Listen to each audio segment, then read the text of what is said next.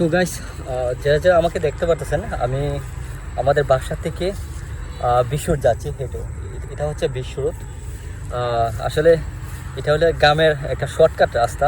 আমি যদি এদিকে ঘুরে আসতাম আমার কাছে অনেক সময় লাগতো আমাদের রতনপুর বাস স্ট্যান্ড যেতে। তো এই জন্য আমি একটু শর্টকাট রাস্তা খুঁজতে গিয়ে আমি নিজেই ভরে গেছি। দেখেন কী অবস্থা, আমার পাওটা প্যান ট্যান মানে ভিজে গেছে।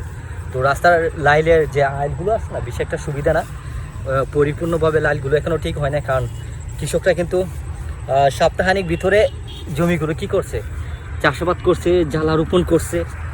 অনেকটা ব্রিজ ফেলতে হচ্ছে, মনে হচ্ছে যে এত বড় একটা বিদ্যুতের খুঁটি। এই তো আমি বিষয় চলে আসছি। তবে একটা কথা বলার জন্য আসলে ভিডিওটা করার কথা হচ্ছে, দেখেন আমাদের দেশে কৃষকরা কিন্তু অনেক পরিশ্রম করে বলে তারা কিন্তু আমরা কিন্তু যে চাল আমরা পাচ্ছি, তো কোথায় থেকে পাচ্ছি? এই যে আমাদের মতো কৃষকরা কিন্তু এই ধানের জমিগুলো তারা কিন্তু চাষাবাদ করে বলে কিন্তু আমরা ধান মার্কেট থেকে কিনতে পারতেছি, বাজার থেকে কিনতে পারতেছি।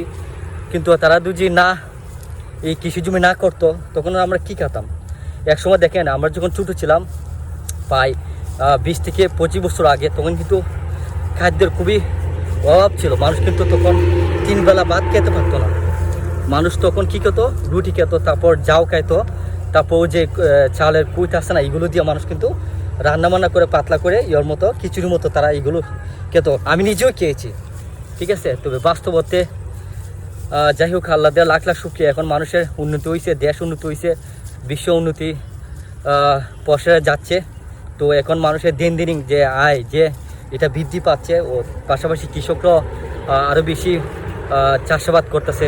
সার, উন্নত প্রযুক্তি, কৃষি সুযোগ সুবিধা থাকার কারণে কৃষকরা এই সুযোগ সুবিধা পাচ্ছে। যাই হোক, পরিশেষে ভিডিওটা যদি ভালো লেগে থাকে, আপনারাও যদি কোনো দিন মানে কোনো সময় এই অভাব অনটনে ভুগছেন, অবশ্যই কমেন্ট করে জানাবেন।